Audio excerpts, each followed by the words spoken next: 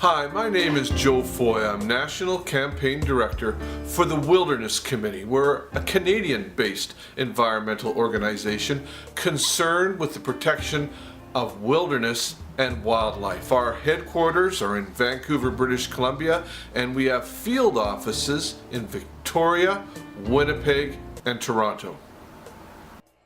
This is our annual report. You can find it on our website at wildernesscommittee.org. That's wildernesscommittee.org. In it, you'll find out about some of our successes as we've worked this past year to protect Canada's wilderness and wildlife heritage. You'll learn about some of the communities that we've worked in this past year, mostly in the provinces of British Columbia and Manitoba. You'll also learn how you can get involved in the Wilderness Committee as a member, as a donor, as a volunteer, as we work together to protect Canada's wilderness heritage.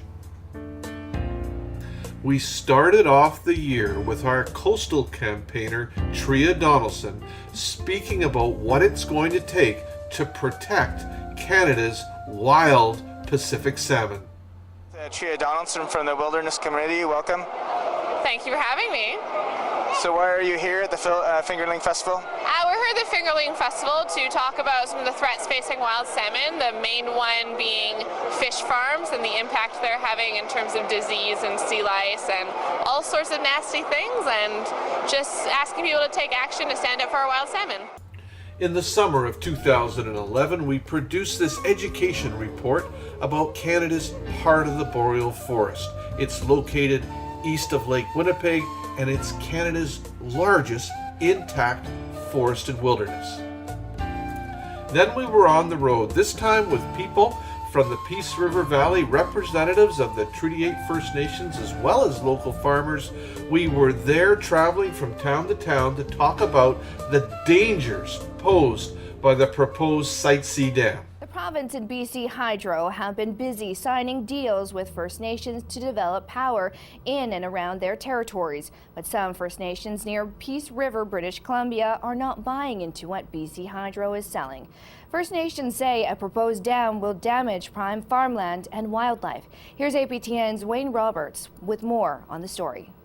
The voters said nix to Site C in 86. They're called the Singing Grannies, and they have a strong message for BC Hydro and the province. They don't want a hydro dam in Peace River, and Liz Logan agrees. This Peace Valley is one of the last remaining pristine areas, and they're going to flood it.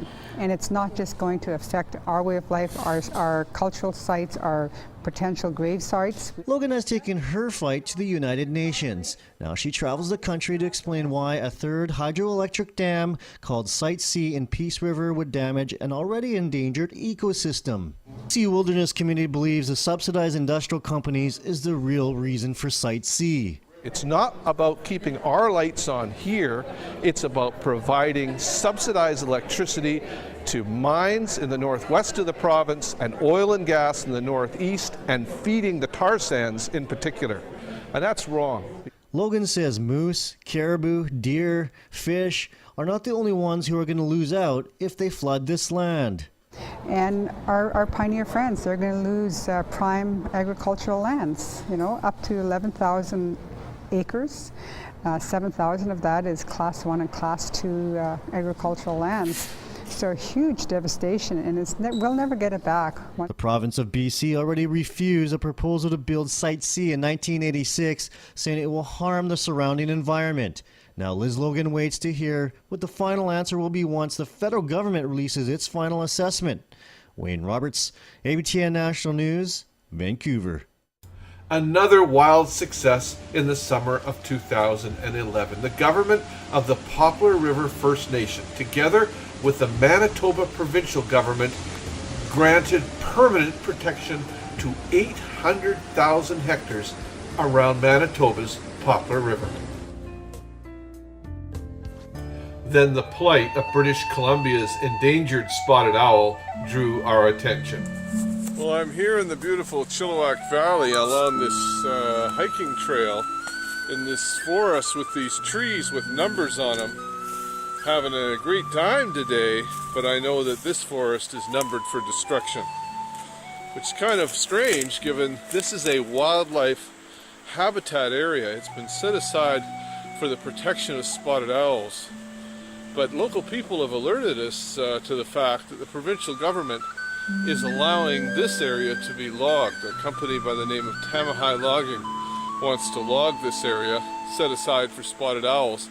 The government is ready to let them do it, and we're here to try to stop them. Then we were in downtown Vancouver in front of Compliance Energy's annual general meeting, trying to stop a coal mine from wrecking Fanny Bay's famous oyster industry on Vancouver Island. Shut down! Raven! Shut down! When I say shut down, you say Raven! Shut down! Raven! Shut down! Raven! When I say no, you say coal! No! Coal! No! Coal! When I say no, you say compliance! No! Compliance! Compliance!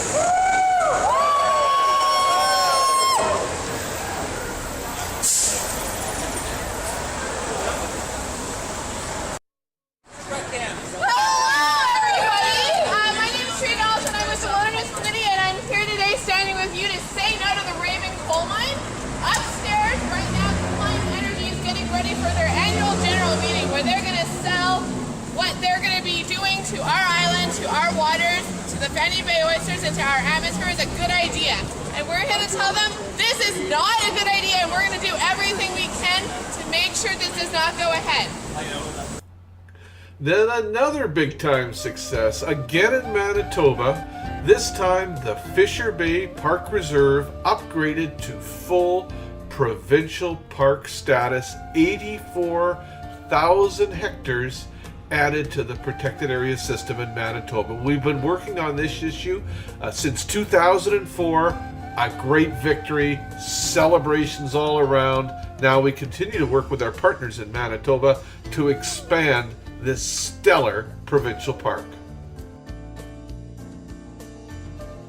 We produced this 4-page education report on the campaign to stop the Site C Dam as we continue to work with our allies, the Treaty 8 First Nations, and the farmers and citizens of the Peace River Valley. Then over we go to the west coast of Vancouver Island to Clackwood Sound on Mears Island, where we were working with the Tlopwiat First Nation on one of our favorite activities, and that's trail building through the ancient temperate rainforest, this time on the Mears Island Tribal Park, so that people could come and see this beauty for themselves. And then a glimmer of hope in the campaign to protect British Columbia's wild rivers from being dammed and diverted and to put into big pipes to make private hydropower. A report comes out which shows how expensive this private power is and how it's driving BC Hydro to bankruptcy. Government policy that could increase your electricity bill, and the head of BC Hydro says it's time to do away with it. But as John Woodward reports, the government says not so fast. This run-of-river project at Furry Creek is an independent power project, running water through a turbine to make electricity and selling it to BC Hydro. It's green, but expensive. In 2010, BC Hydro paid 10 times the rate to private power as it did for electricity it could make on its own. Right now, BC Hydro is on the hook for $30 billion in energy purchase agreements to these independent power producers for energy that we don't need in British Columbia and that we'd sell at a loss south of the border. So it's chaos. Chaos leading BC Hydro to propose higher rates. Instead, a government panel recommended BC Hydro change the policy that drives the corporation to buy private power in the first place. Then Wilderness Committee campaigners Tria Donaldson and Ben West bring attention to Kinder Morgan's plans to expand tar sands pipelines to the Port of Vancouver. A protest was held in Burnaby today over the proposed expansion of an oil pipeline. That demonstration timed to coincide with ongoing civil disobedience in the U.S. over another controversial pipeline project. John Daly reports. No pipelines, no tankers, no tar sands, no pipelines. The Council of Canadians organized this demonstration over what it says are Kinder Morgan's plans to deliver larger volumes of oil sands crude to the Pacific via pipeline and tankers. For a variety of reasons, whether it's climate change or toxins, we really need to be moving away from our fossil fuel addiction. We're also a couple of blocks away from the Kinder Morgan terminal. And that terminal really, in a lot of ways, is ground zero of the fight against climate change right here in British Columbia.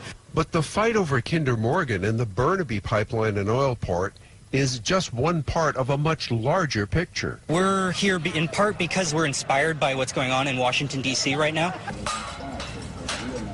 There's about 2,000 people who've, really put themselves on the line and said that they would face potentially getting arrested because they're concerned about climate change and because they're concerned about oil spills. And back in Burnaby, the spill in the summer of 2007, forcing the evacuation of 250 people and damaging 11 homes, has added momentum to the Kinder Morgan protest. We produced this report on fracking, which is a way to get at natural gas deposits in northeast British Columbia. It's threatening areas of wilderness in the Northern Rockies. Our fieldwork coordinator, Andy Miller, led an expedition into the proposed Bendor Range Tribal Park. Hi, my name is Tree Donaldson. I'm with the Wilderness Committee, and I'm here today on the Wanda-Fuka Marine Trail, where we went on a hike today with about 30 people to check out some of the areas that are going to be impacted by the proposed development from Marine Trail Holdings. They want to build over 300 cottages on the length of this trail, which is basically a mini resort right here in the midst of one of Canada's best marine trail parks, and we don't want to see that happen. And it turns out we didn't need to see that happen after a long campaign involving many people and organizations, including the Victoria office of the Wilderness Committee. The regional government turned down this proposal, which would have ruined one of the most popular hiking trails in the province. The Wilderness Committee's field coordinator Andy Miller back at it again, this time exploring the proposed Cayush Range Tribal Park. This tribal park is quite near the Bendor Range Tribal Park. Both are in Statliam territory, both these areas located west of Lillooet, British Columbia.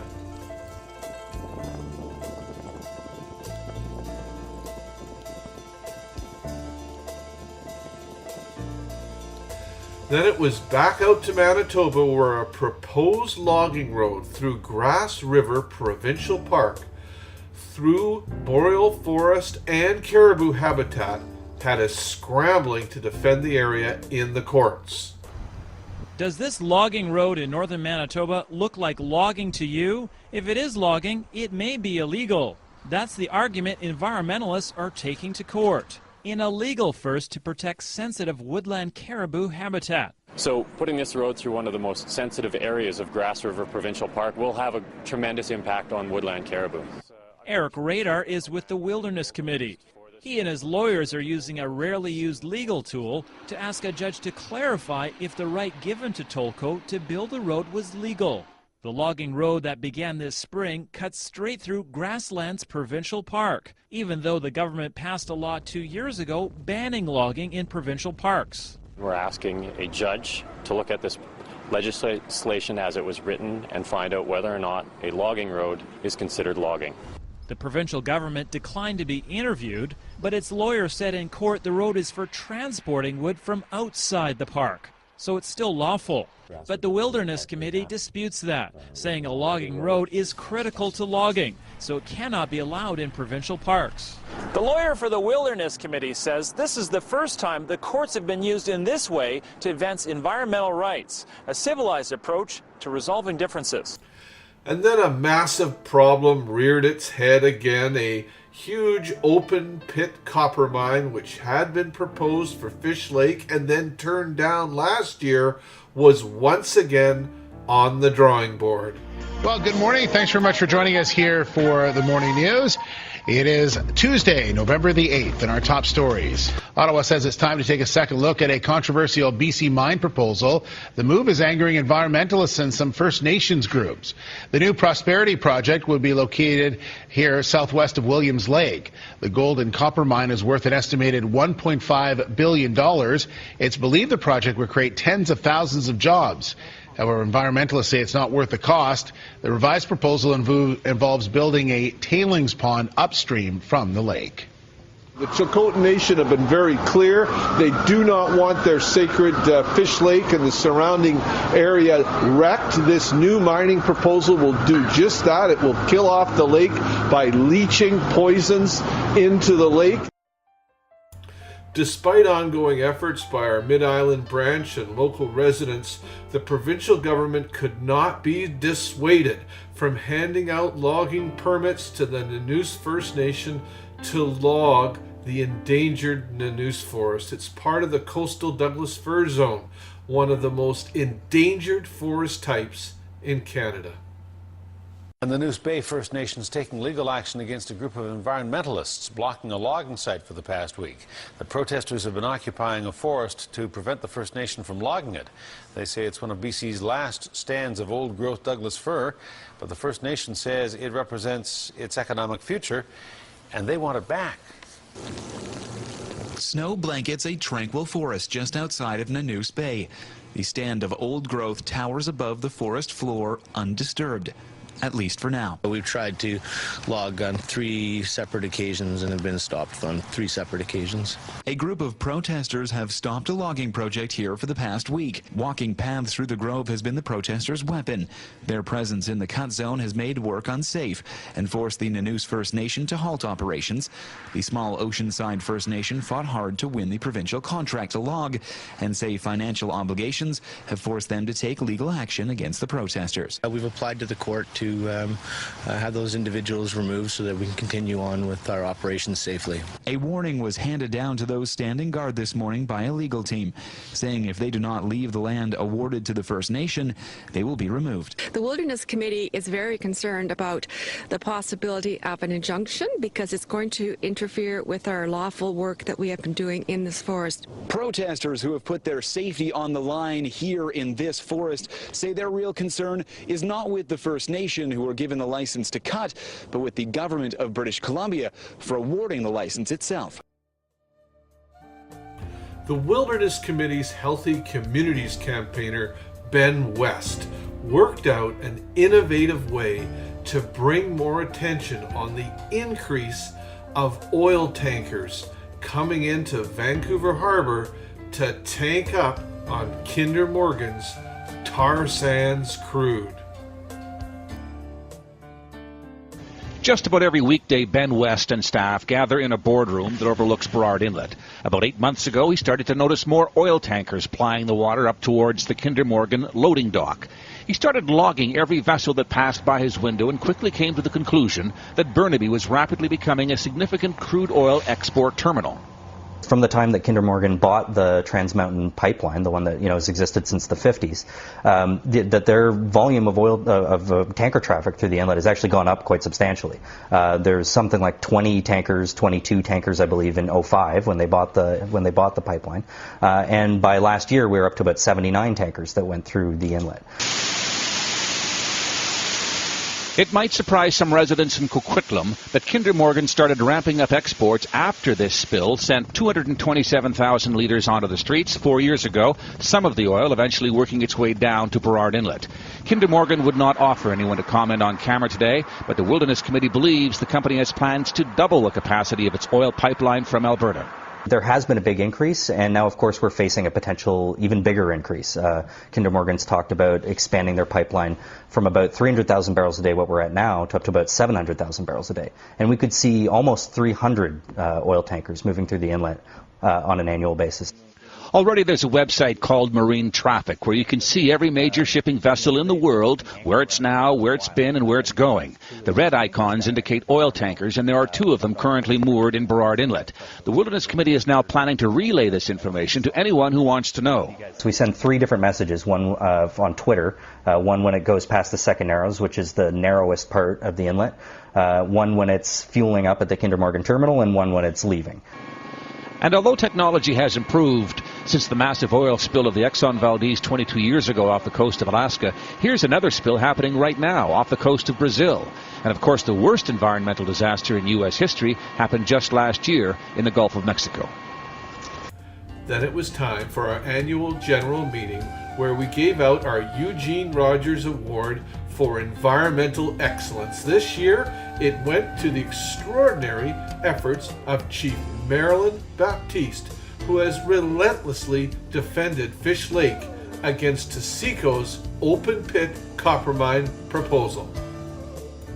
Some of British Columbia's most beautiful wild plants and animals are also some of the province's most endangered wild plants and animals. Luckily, British Columbia has some extraordinary people willing to step up and save them.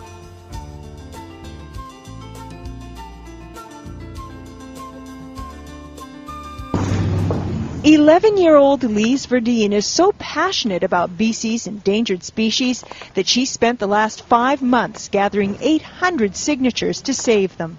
I really like nature and animals, and it makes me feel bad to know that a bunch are dying and that there might not be any more. For a little girl, Elise, to go knocking on her neighbor's door, to go to the dog park, to collect signatures, so impressed.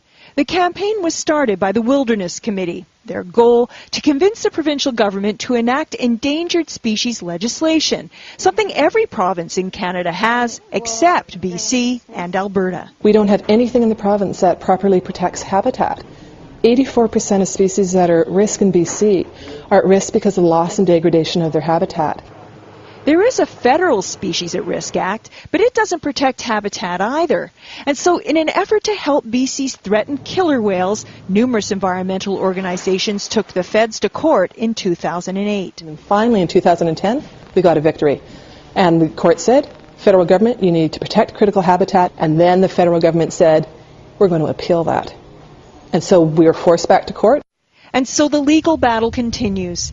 But even if the federal Species at Risk Act did protect habitat, environmental groups say BC still needs its own legislation because the federal act only applies to 10% of BC's species at risk. This is on behalf of the Wilderness Committee, and it's just a small token of our appreciation for the amazing work that you've done on behalf of BC's endangered species. Elise would love to see all species saved, including her personal favorite, the often maligned badger. I like the American badger a lot. I don't know why, but I think it's a nice animal.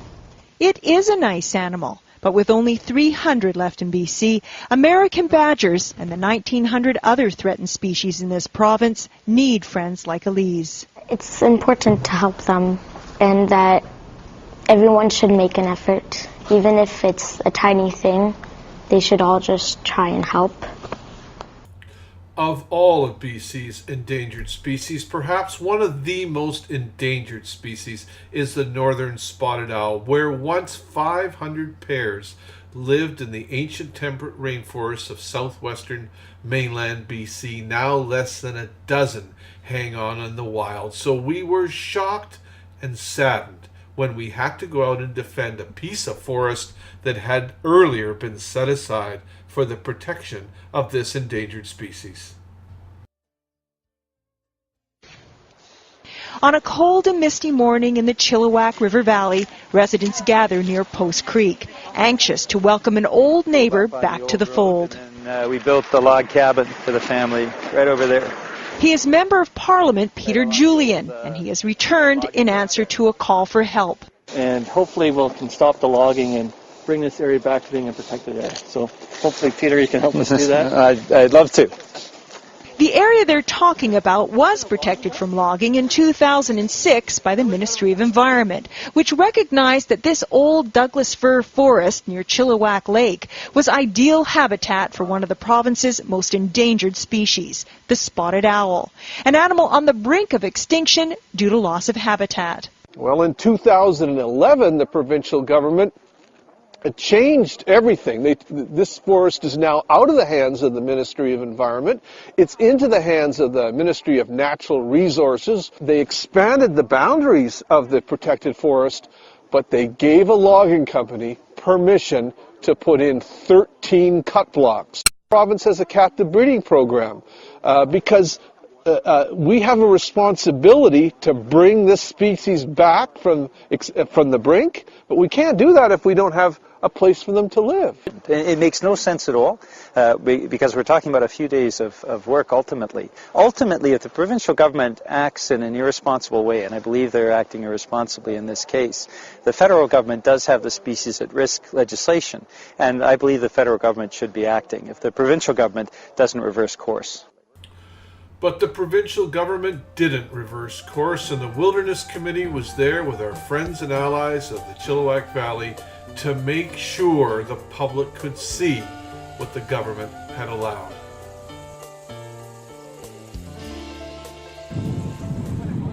The Wilderness Committee is keeping watch over this old-growth forest near Chilliwack Lake. We're down to just 10 owls in the wild in Canada, all of which are found in southwestern British Columbia.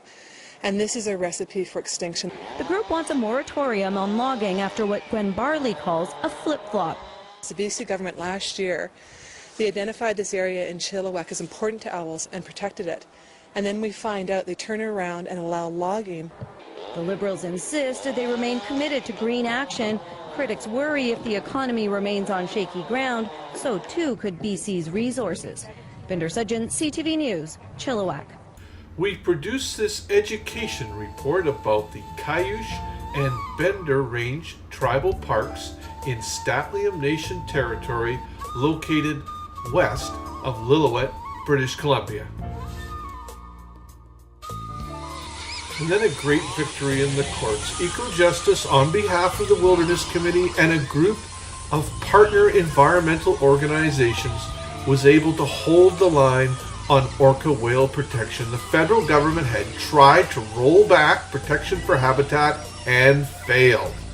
What a victory.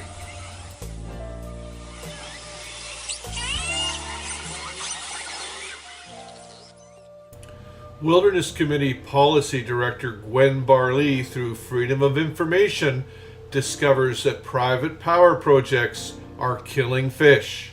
Opponents are reluctant to reduce revenues. They don't want to do it. That's so telling. 3,000 pages of documents obtained by Freedom of Information requests. The Wilderness Committee says it now has proof from the government's own experts that run-of-river hydro projects on the lower Mamquam and Ashley Creek near Squamish are killing fish. With private power projects, the flows can increase and they can decrease. And what was happening on a repeated basis is that fish, including salmon, including steelhead, including bull trout, were getting stranded and were dying. And it wasn't one incident or two or three, it was scores of incidents. Run-of-river projects produce electricity by diverting river water through an underground pipe to a powerhouse. The water is then returned to the river. The power industry claims it's more environmentally friendly than hydroelectrical dams.